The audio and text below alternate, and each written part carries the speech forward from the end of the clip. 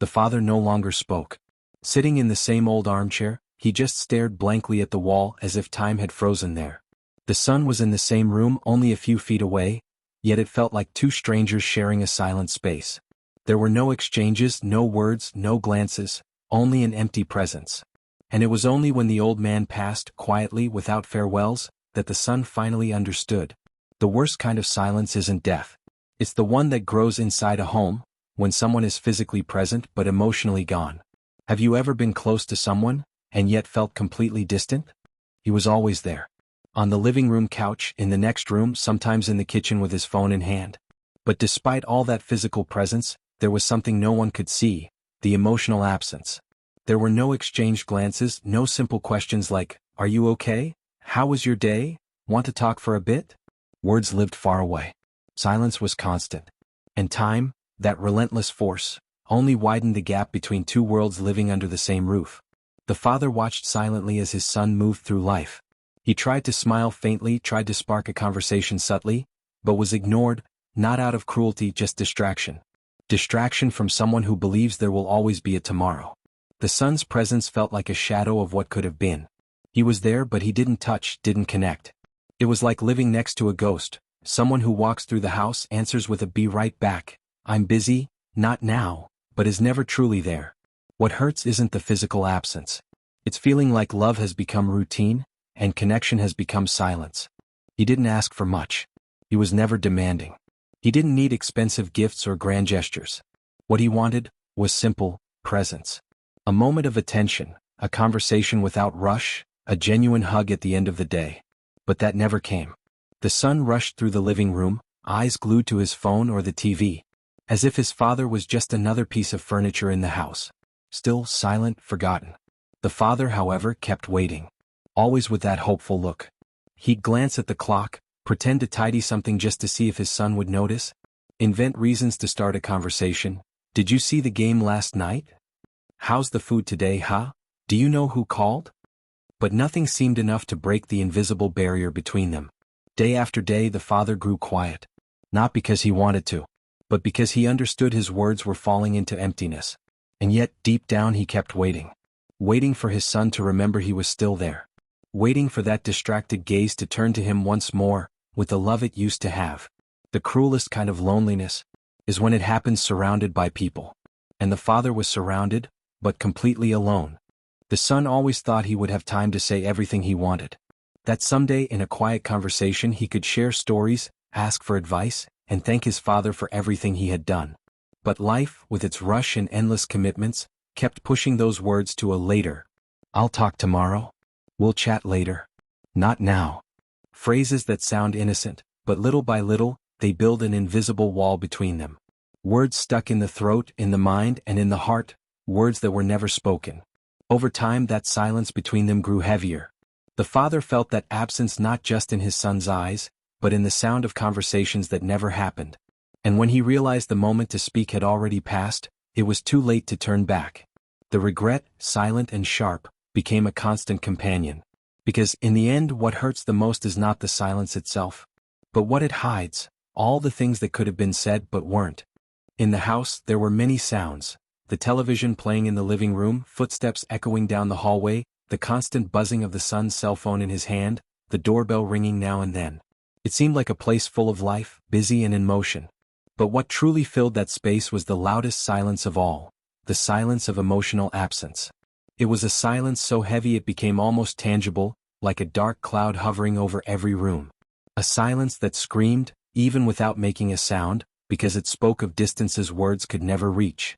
A silence that grew each day, suffocating the connection between father and son, and making invisible the feeling that should have been the most present: love. This silence was the noise no one wanted to hear.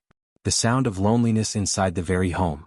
It hurt more than any argument or fight could, because here there was no conflict, only a painful emptiness, an absence that wounded deeply. The noise of silences was the soundtrack of a sad story, the story of a love that existed but was never lived, of a presence that was there but never truly felt. We believe time is infinite, that we will always have tomorrow to say what we couldn't say today, that there will still be room for conversation, for hugs, for moments together. But time is treacherous, It runs too fast and we only realize how much of it was missing when it's already too late. The son thought he could wait. That one day at some moment he would sit beside his father, look into his eyes, and say everything he held in his heart.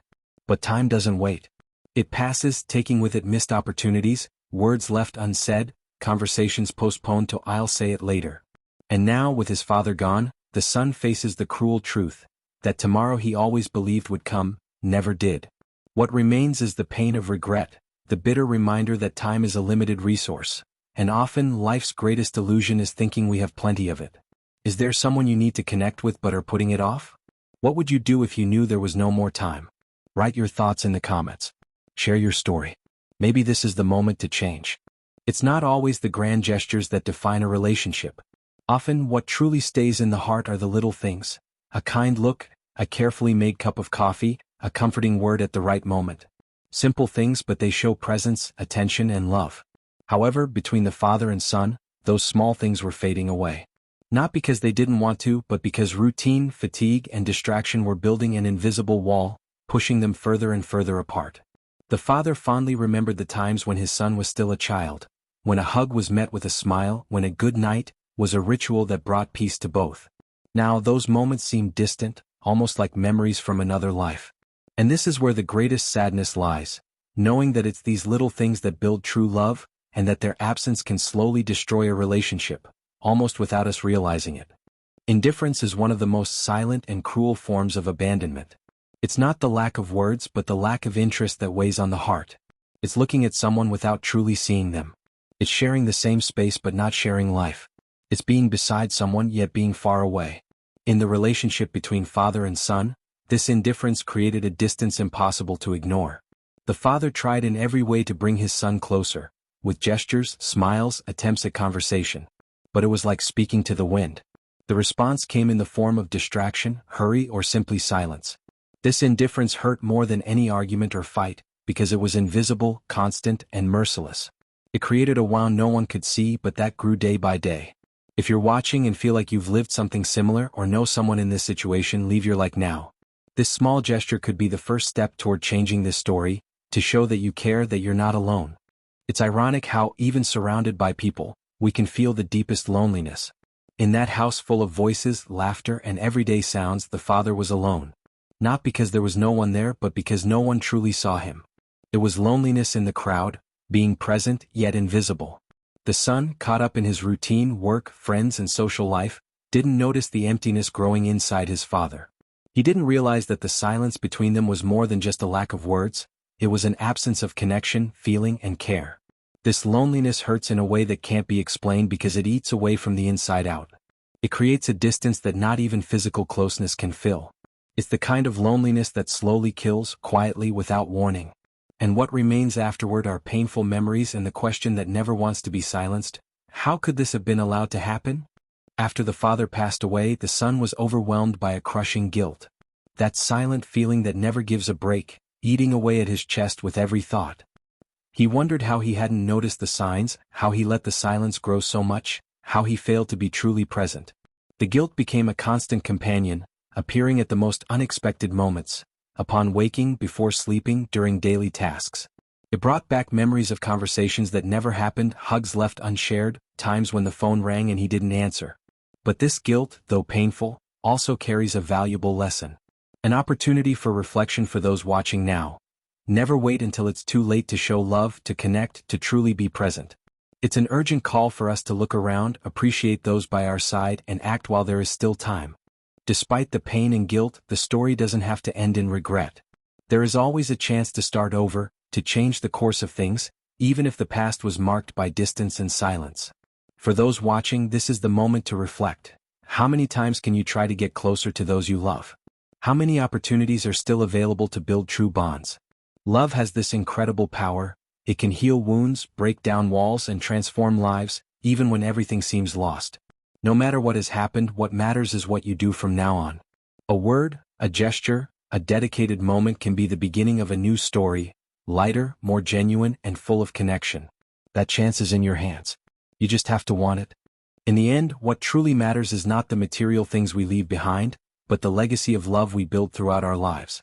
The father may have passed away, but the love he carried and the relationship that could have been lived remain a powerful reminder. This legacy is the message that stays for future generations. True love is not measured in words but in presence, attention, and care. It's not enough to be physically beside someone. You must be emotionally present, listen, understand, and value them. The son learned, even if too late, that the greatest gift we can give to those we love is our time and our heart. And that is a lesson we can all carry with us in life so we don't repeat the same mistakes and so we can create different stories. May this story inspire you to look at the people you love with more attention, to be truly present, and to build a legacy of love that never fades. If this story touched you, don't let silence and distance take over your life or the life of someone you love. Share this video so more people can understand the value of true presence. Comment below if you've ever gone through something similar or if you know someone who needs to hear this message. And, of course, don't forget to leave your like, because together we can change stories and build stronger, more loving relationships. We're on this journey together. See you in the next video.